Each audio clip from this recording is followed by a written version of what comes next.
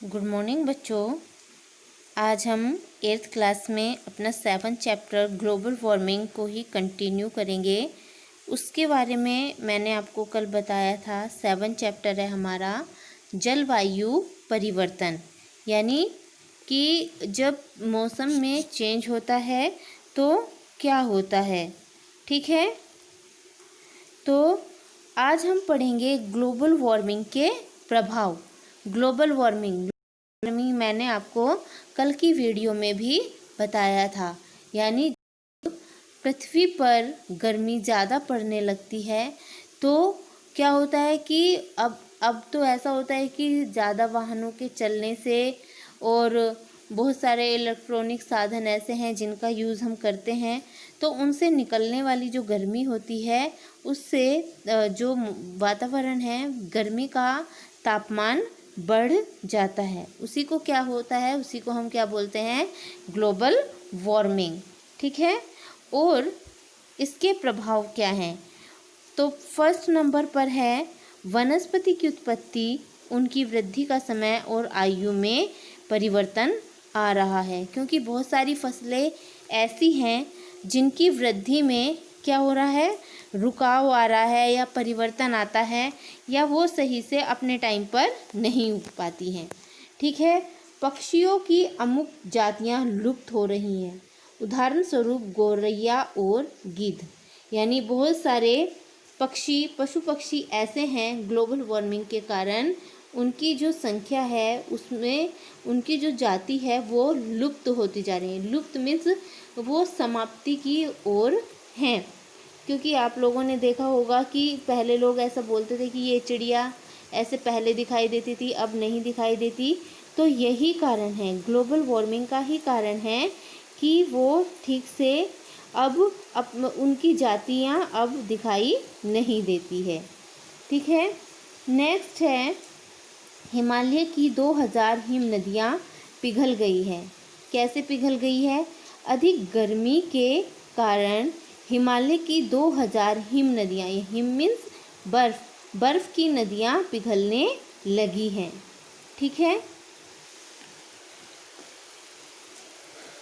अंतिम 10 वर्ष में अकाल, भवंडर, अतिवृष्टि और बाढ़ की मात्रा बढ़ रही है। यानी ये जो भी विपत्तियां आती हैं, ये जो भी प्रकृति में जो चेंजेस होते हैं वो ग्लोबल वार्मिंग के कारण ही होते हैं। तो अंतिम 10 वर्ष में अकाल, भवंडर, अतिवृष्टि और बाढ़ की मात्रा ज़्यादा बढ़ रही है। जहाँ वर्षा अधिक होती थी वहाँ उसकी मात्रा कम हो रही है। राजस्थान और दुबई में भारी वर्षा का अनुभव। चेरापूंजी में अनावृष्टि। चेरापूंजी ऐसी जगह है जहाँ पर बरसात ज़्यादा होती है, लेकिन वहाँ पर क्या हुआ, अनावृष्टि और ओलावृष्टि मैंने आपको पहले भी बताया था, यानी बारिश जहाँ पर ज़्यादा होती है।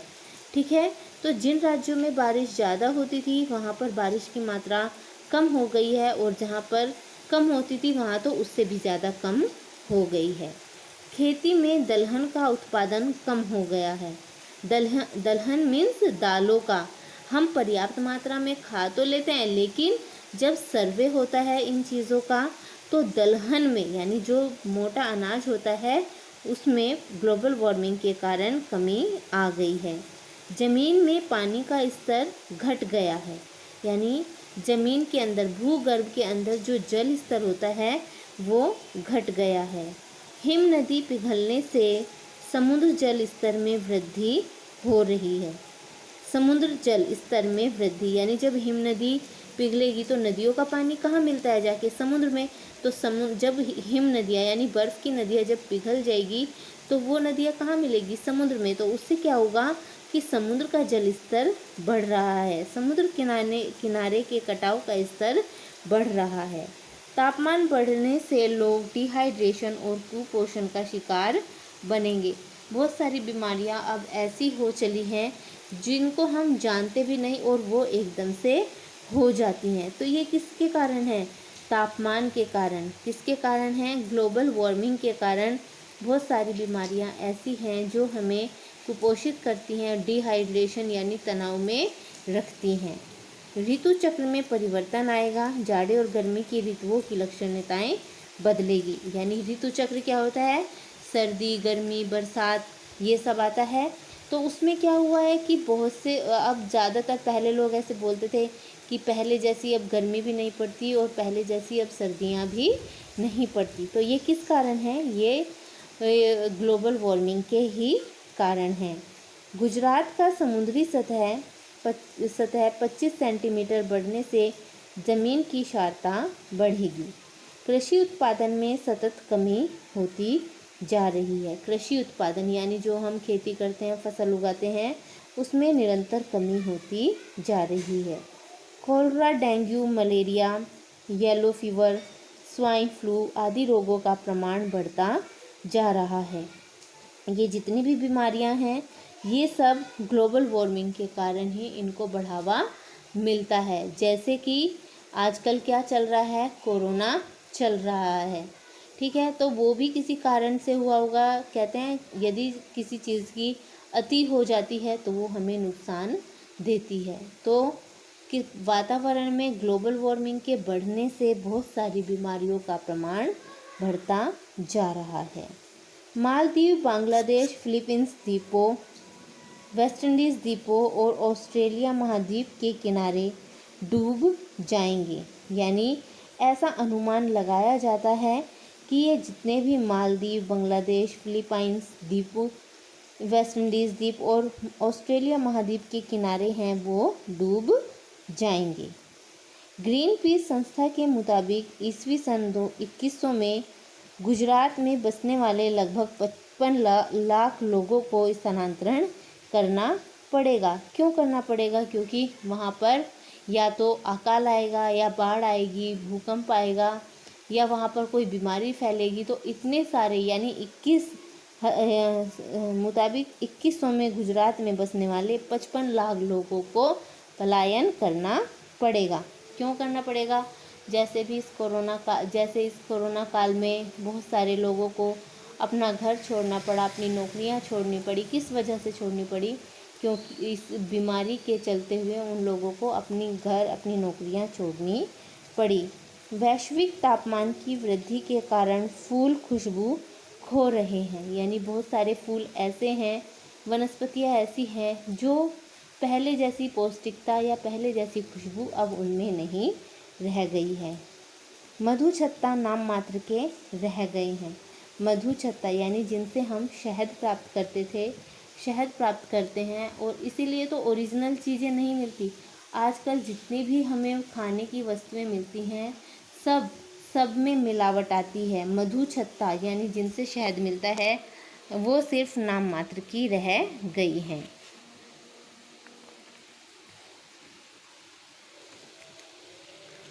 अब है ग्लोबल वार्मिंग से बचने के उपाय।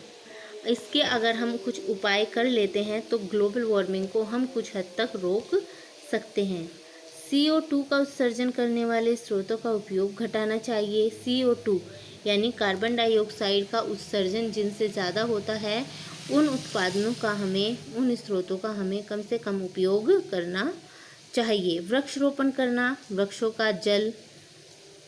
वृक्षों का जतन, जंगल नहीं काटना चाहिए। वनीकरण से कार्बन कम होता है। यानी इसीलिए बार बार बोला जाता है कि प्रकृति को हरा भरा बनाओ, स्वच्छ रखो, पौधे लगाओ। क्यों? क्योंकि ये जो पेड़ पौधे हैं वो कार्बन डाइऑक्साइड को अब्जॉर्ब करके ऑक्सीजन गैस छोड़ते हैं। ठीक है। पॉलीथीन बैग का कहीं उपयोग टालें। यानी जो प्लास्टिक की थैली होती है, कहीं कहीं पर तो उसका उपयोग बिल्कुल ही पूर्णतः बंद है और फाइन भी लगता है। ठीक है, क्योंकि पॉलीथीन को कितने भी वर्षों तक भी हम अगर ज़मीन में भी गाड़ते हैं तो भी ये गलती नहीं है और वातावरण को नुकसान पहुंचाती है। खाद और जंतुनाशक दवाओं का विवेकपूर्ण उपयोग करें। खाद और जंतुनाशक दवाओं यानी फसलों में कुछ दवाएं ऐसी डाली जाती हैं जिससे फसल तो अच्छी उग जाती है, लेकिन उससे क्या होता है कि जो वो पौष्टिकता देने वाली होती है, वो पौष्टिक तत्व उन जंतुनाशक दवाओं से खत्म हो जाते हैं। समुद्र में लौह कणों का छिड़काव करें जिससे प्लैंकटन नामक द्रव्य जीवों का विकास हो, उनके प्रकाश संश्लेषण की क्रिया के लिए कार्बन डाइऑक्साइड का उपयोग करने से ग्लोबल वार्मिंग से बचा जा सकता है। सजीव खेती अपनाएं, हरी खाद और गोबर खाद का उपयोग करें, यानी ऑर्गेनाइज फर्टिलाइज़र जो होता है उसका उपयोग हमें करना चाहिए। पशुओं के आहार में बायोटिक मिलाएं, जिससे पशुओं के आमाशय में मीथेन पैदा करने वाले जीवाणु नियंत्रण में रहें। पशुओं के आहार में, ठीक है। गृह उपयोगी साधनों का विवेकपूर्ण उपयोग करें। गृह उपयोगी जैसे कि फ्रिज है, एसी है, टीवी है, ये सब क्या है कि ये सब इनसे गर्मी निकलती है। आप लोगों ने देखा भी होगा, घरों में फ्रिज होता है तो अगर हम उसके पास से गर्मियों में निकलते हैं तो उसमें से गरम गरम भाप निकलती है। तो ये क्या होता है, ये सब वातावरण को दूषित करती है।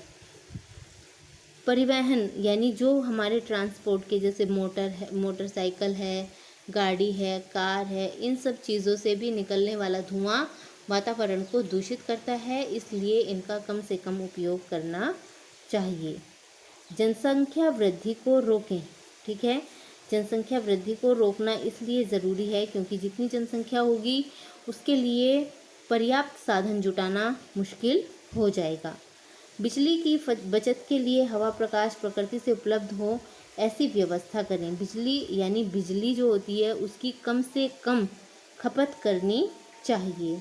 इको फ्रेंडली का उपयोग बढ़ाएं, जैसे कि अब गणपति आने वाले हैं, बाज़ारों में इको फ्रेंडली मूर्तियाँ उपलब्ध हैं तो उन्हीं का हमें प्रयोग करना चाहिए, क्योंकि अगर हम प्लास्टर ऑफ पेरिस की मूर्तियों का उपयोग करते हैं तो उनको हम कहाँ, नदियों में, तालाबों में विसर्जन करते हैं, जिससे बहुत सारे जो जलीय जीव होते हैं उनकी मृत्यु हो जाती है। प्राकृतिक घर के आसपास पेड़ पौधे लगाएं। प्रकृति शक्ति का विवेकपूर्ण उपयोग करें। पेट्रोलियम उत्पादों का विवेकपूर्ण उपयोग करें। पानी का मितव्ययतापूर्ण उपयोग करें। बरसाती पानी का संग्रह करें। सीएनजी का उपयोग करें। तो ये जितने भी उपाय बताए गए हैं, अगर लोग उनको करेंगे तो ग्लोबल वार्मिंग को रोका जा सकता है।